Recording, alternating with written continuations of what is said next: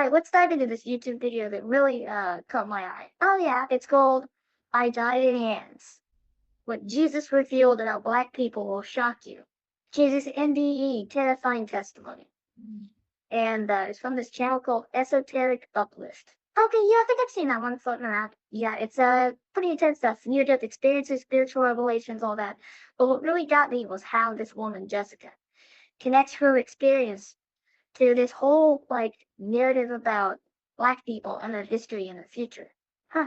Yeah, I mean, it is interesting how people take these, profoundly personal things like brushing with death, and then they kind of weave it into these bigger stories, about spirituality and history. Exactly. It all starts with this car accident. She's seriously injured, and she describes this crazy, vivid, out of body experience, like floating above her body, seeing the paramedics working on her, feeling totally detached, almost peaceful. Yeah, this detachment thing is something you see a lot in near-death experiences. Like Dr. Bruce Grayson, he's a big researcher in this area, and he's found that this feeling of detachment often comes with a sense of peace, even euphoria.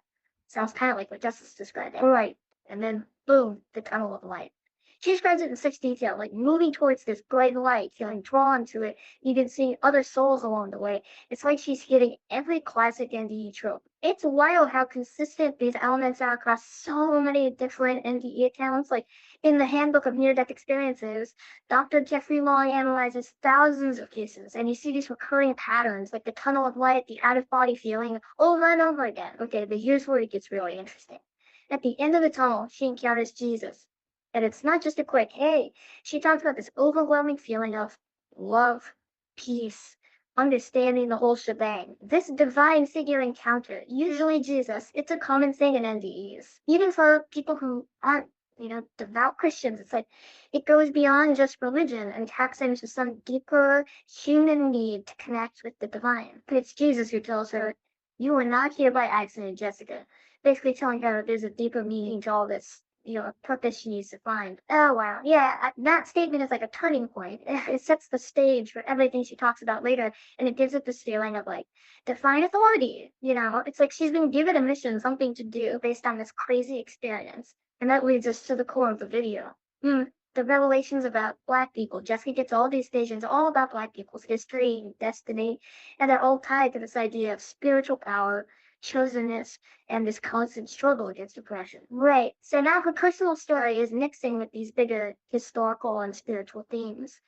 It's a good example of how our own experiences can be seen through the lens of these collective narratives and beliefs. Yeah, she talks about these intense visions of Africa, ancient cities, advanced civilizations, all pointing to this idea that black people were chosen, that they had these special spiritual gifts and knowledge. This whole chosen people concept, it's a powerful one, right? It's used to explain suffering, to give people a sense of purpose and destiny when they're facing hardship. You see it a lot in religious and cultural stories throughout history. And then the vision shifts, and she's shown slavery and colonialism, and she sees it as this deliberate attempt to squash this inherent spiritual power and knowledge. Interesting how she links these historical events to a bigger spiritual narrative. Right. It's a way of understanding suffering. It's part of this cosmic battle between good and evil, and she goes even further, saying there are these spiritual forces working to keep black people from reaching their full potential. It's a pretty bold claim, connecting historical oppression to this ongoing spiritual warfare. Yeah, this idea of spiritual warfare pops up in a lot of belief systems. It's a way to explain suffering and injustice, blaming it on forces we can't see, like a war happening on a spiritual level. And for Jessica, this idea of spiritual warfare becomes very real.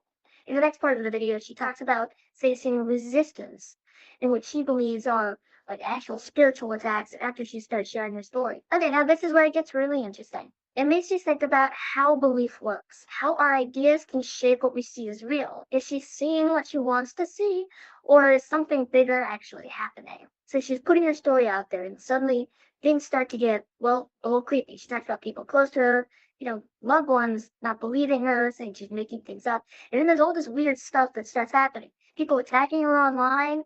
Her video keeps having technical issues when she tries to upload it, and then she even sees this shadowy figure in her apartment. Wow. It's amazing how all these things, which could be explained in totally normal ways, become proof of this spiritual battle for Jessica. Like, she sees everything through that lens now, finding signs in everyday stuff. Yeah, exactly. And it really makes you think about like how belief works, how our ideas can shape what we experience. Yeah.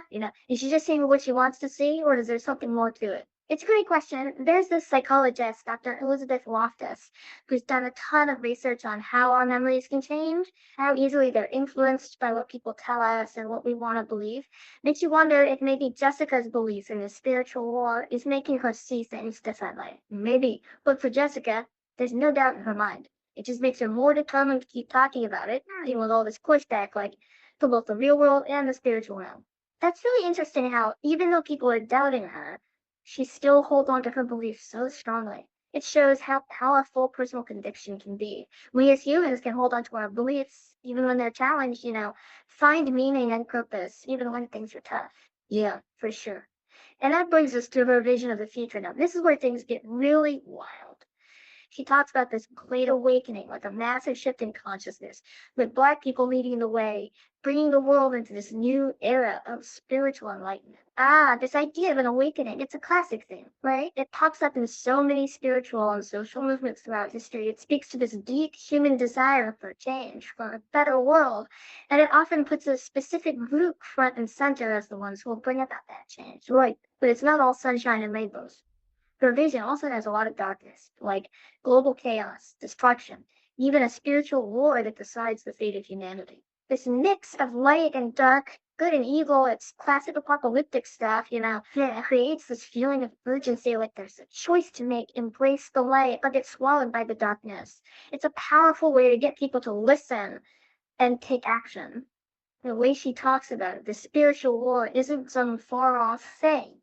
It's happening right now, all around us. In everyday struggles and a clash of different ideas, it's like a call to wake up and pick a side in this cosmic battle. I can see how that would be motivating for people. It taps into this need we have to feel like we're part of something bigger than ourselves, something that matters? So are you saying that even if someone doesn't buy into the whole spiritual warfare thing, there's still something about this idea being part of this big fight for humanity that makes sense on a psychological level? Absolutely. Psychologically, stories that give us purpose, meaning, connection, the powerful stuff, they help us make sense of the world, understand our experiences, and they can get us moving, make us want to act. It's like Jessica's story, whether you take it literally or not. It gives you a way to connect with something bigger, to feel like you're part of something important, something that makes a difference. Exactly. And that's why these kind of narratives can be so powerful, so relatable. They help us escape the everyday boredom and tap into something deeper, something meaningful, even if that meaning comes from a specific set of beliefs. Okay, so we've talked about Jessica's NDE, her revelations, the spiritual warfare idea, and even her vision of the future. But for someone listening to this, someone hearing this for the first time, what's the takeaway? What should they be thinking about after this deep dive? That's a good question. I think there are a few key things to remember. First, it shows just how powerful personal stories can be. They can become these like compelling narratives that shape what people believe and inspire them to take action. So even if we don't agree with everything Jessica says, her story still makes us think about how our experiences shape our own worldviews, how our beliefs and interpretations color how we see everything. Exactly. And second, it pushes us to think about the connection between history, spirituality, and who we are. Jessica's story shows how we can use collective narratives and beliefs to understand our own lives, to find meaning when things are tough. It's not just about Jessica's personal journey, then, it's about how her story connects to these bigger cultural and spiritual ideas, how it reflects the worries and hopes we all share as humans. Yeah, that's a good way to put it. And finally, it brings up important questions about belief itself, how strong convictions can be, and how spiritual experiences can shape how we see the world. It's like a challenge to look at our own beliefs, ask ourselves why we believe what we believe, and how those beliefs affect how we see the world around us. Absolutely. And one of the most interesting things about Jessica's story is how certain she is, how strongly she believes she has this mission, this truth to share with everyone. It's like she's saying, hey, wake up. There's more reality than you think. There's this spiritual war going on, and we all have a part to play. And that call to action, that feeling that we need to do something, it's powerful stuff, even if we don't believe in all the details of their story. It makes you wonder, What truths are we ready to face, both as individuals and as a society? What stories do we tell ourselves about the world, and how do those stories shape what we believe is real? Yeah, it's like her story, whether we buy into every detail or not, holds up a mirror to us, you know? It makes us think about our own beliefs, our biases, and all the stories we tell ourselves about the world. I think that's a really good point. Jessica's story isn't just about her. It's like this mini version of all the big cultural and social stories we tell, all our anxieties and hopes. It taps into this very human need to make sense of suffering, to find meaning in chaos, and to believe that we can actually do something to change the future. Right, and it's not like she's just presenting these ideas, passively. There's a real call to action in what she's saying. She's telling people to wake up, to embrace their spiritual power, and to join this fight for truth, whatever that truth may be for them. That call to action, it's a classic part of stories that are trying to inspire change, whether it's social, political, or spiritual. It gives people the power to see themselves as agents of change, as part of a larger movement. It's like she's saying, don't just sit back and watch. Get involved. Now's the time. Exactly. And that feeling of urgency, that belief that we're at a turning point, it's powerful. It can really push people to do something, to step outside their comfort zone and fight for what they believe in. But it also raises some red flags. Like, who gets to decide what this truth is? Yeah. What happens when different people have different ideas about what's true? Oh, for sure. That's a really important point. Whenever someone claims to have the absolute truth, we gotta be careful. We need to be aware of our own biases, be open to different perspectives, and think critically instead of just accepting one interpretation blindly. So it's not enough to just wake up. We also have to be smart about it. Yeah. We have to really think about the information we're given and come to our own conclusion. Exactly. And that's why deep dives like this come in. We're not here to tell you what to believe, but to give you the tools and information you need to think about these complicated ideas in a smart and critical way. We want you to think deeply, to ask your own questions, and keep exploring these topics even after this deep dive is over. Yeah, and hopefully, through that process, we can all learn something about ourselves, about the stories we tell, and about the world we live in. I know Jessica's story got me thinking about all that, especially that last line, the truth is coming to the surface, whether the world is ready or not. That's a powerful statement. It is, and it leaves us with a big question. What truths are we ready to face, both individually and as a society? And what are we going to do when those truths come out? Lots to think about there. Well, that about wraps up our deep dive into Jessica's story, her revelations, and all the thought provoking questions it brings up. Thanks for joining us.